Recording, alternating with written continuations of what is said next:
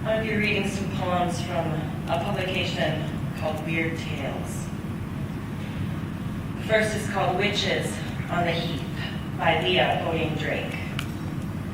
3 witches danced on the heath last night, dancing widdershins round a tree. Wildly widdershins whirled the 3 under a wild and cloud-swept sky, while a goblin moon rolled high over the hill where the old stones lie. And their hats were peaked, and they twittered and squeaked as they danced in the green moonlight. And out of the boughs of the twisted thorn came the wail of a violin, queer and evil and sad and thin. And though there was nobody one could see, somebody played in the twisted tree, queer, sad tunes for the witches 3, till a lost wind crept from the hills and wept, and the farm cocks crowed up the morn.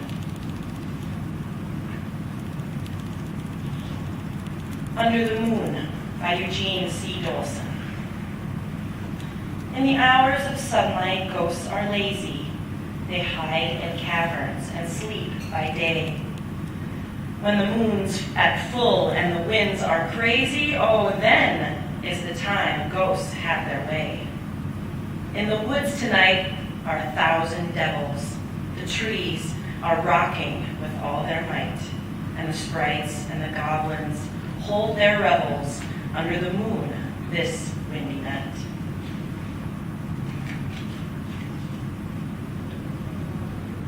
Night Trees by Frank Belknap Long. I thought I saw them writhing in the dawn on cold black hills, the gnarled and twisted ghosts of Titan cedars and the sapling hosts that stood so starkly naked and forlorn. Poor stricken things that bore the forms of men and forms of beast, great gorgons unreclaimed by childhood's gracious fancy. Did I then declare that they had been forever maimed? Tall aspens writhing like beheaded snakes, and cypresses with lean, distorted necks, and stunted hemlock in the reven brakes that fringe the garments of the oaken wrecks. Oh, did I stand and curse them, one by one, that were so lovely once beneath the sun?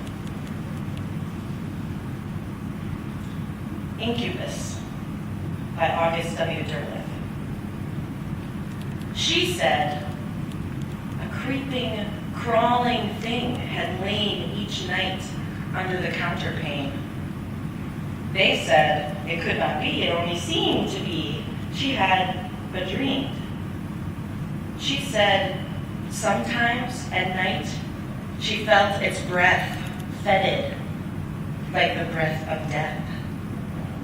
They said hallucination without question. She must be tread by suggestion.